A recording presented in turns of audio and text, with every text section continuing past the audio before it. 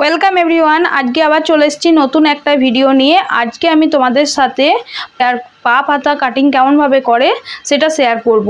তো ভিডিওটা স্কিপ না করে শেষ পর্যন্ত দেখে যাবে, আশা করি তোমাদের খুব ভালো লাগবে। এটা একটা পা পাতা যেটা ট্রেন্ডে এখন আজকাল খুব চলছে। তো নর্মাল হাতার উপরে পা পাতা, তো এইটাতে না খুব কম কাপড় লাগে, অথচ পা পাতাটা বেশ সুন্দর লাগে। তো পা পাতা কাটিং করার জন্য দেখো প্রথমেই আমি কাপড়টা দু ভাঁজ করে নিয়েছি। যে দু ভাঁজ, নিজের সাইডটা আছে জোড়া সাইড আর এই পাশটা আছে ওপেন সাইড। ওকে, তো প্রথমে কি করতে হবে, এটার ঝুল নিতে হবে, মানে হাতার লম্বা নিতে হবে। হাতার লম্বা যা হবে তার থেকে 1 ইঞ্চি এক্সট্রা নিতে হবে। তো আমার হাতার লম্বা আছে 8.5 ইঞ্চি, তার সাথে আমি 1 ইঞ্চি এক্সট্রা নিয়ে নেব 9.5 ইঞ্চি। তো আমি 9.5 ইঞ্চি নিয়ে নিচ্ছি। এই লাইনটাকে প্রথমে স্ট্রেট একটা লাইন টেনে নিতে হবে।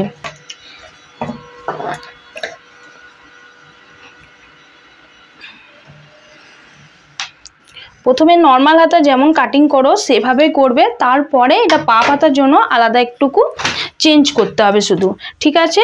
তারপরে কি করতে হবে, আমাদের কি করতে হয়, 3 ইঞ্চি নিচে 3 ইঞ্চি ডাউন করতে হয়, নিচের দিকে 3 ইঞ্চি ডাউন করতে হয়।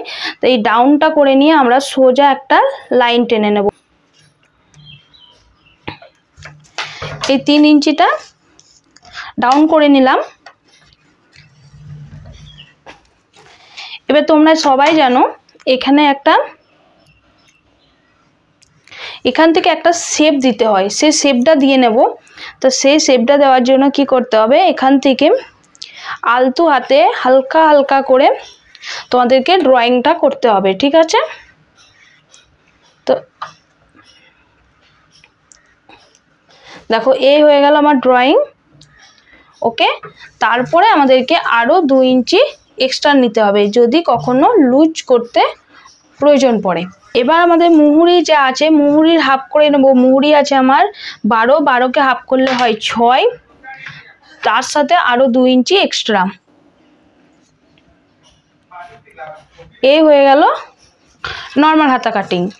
এটার সাথে নর্মালের সাথে তোমরা পা হাতা কাটিং একটা ভিডিওর মধ্যেই শিখে নেবে। ওকে, দেখো ফিটিং মাপের সাথে ফিটিং মাপ দিলাম, আর যেটা এক্সট্রা নিয়েছি এক্সট্রার সাথে এক্সট্রা মাপটা জয়েন করে নেব, করে নিলাম।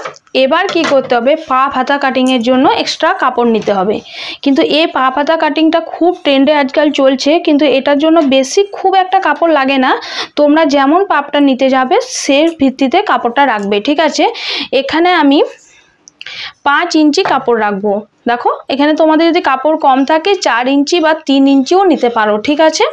এখানে আমি নিচ্ছি 5 ইঞ্চি, এখানে 5 ইঞ্চি নিচ্ছি। 5 ইঞ্চি নেওয়ার পর কি করতে হবে, দেখো এটাকে একটা লম্বা লাইন টেনে নিতে হবে, ঠিক আছে। এবার ছোট্ট একটা শেপ দিয়ে এই শেপটা যেখানে মিলেছে সেই শেপটার সাথে আমাদেরকে এই শেপটাকেও মিলিয়ে নিতে হবে। তো দেখো আমি কিভাবে মেলাচ্ছি।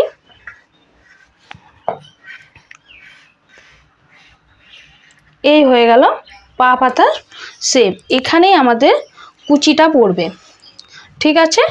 আমি তোমাদেরকে কেটে দেখাচ্ছি।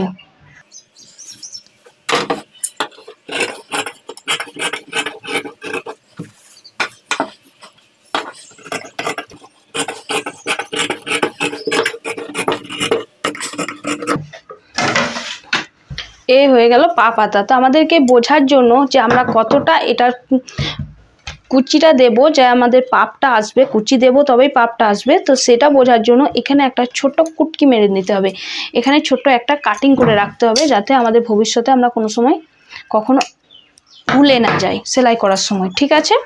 তো এই হয়ে গেল পা পাতা। দেখো এই তো এত সুন্দর লাগবে। দেখো এই কাটিং করে নিয়েছি, এই যে এই জায়গা থেকে এই জায়গা পর্যন্ত, এদিকেও ড্রয়িংটা তুলে নেবে। তারপর এখানটাতেই হবে আমাদের পাপটা।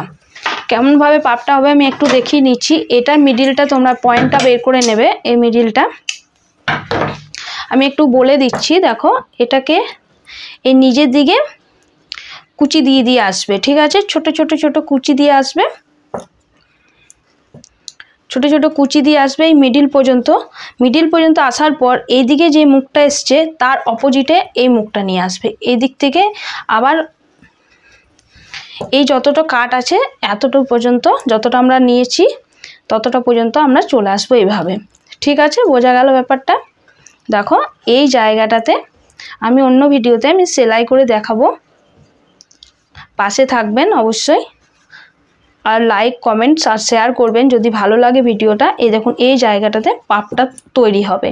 ঠিক আছে, আজকে এই পর্যন্তই, টাটা।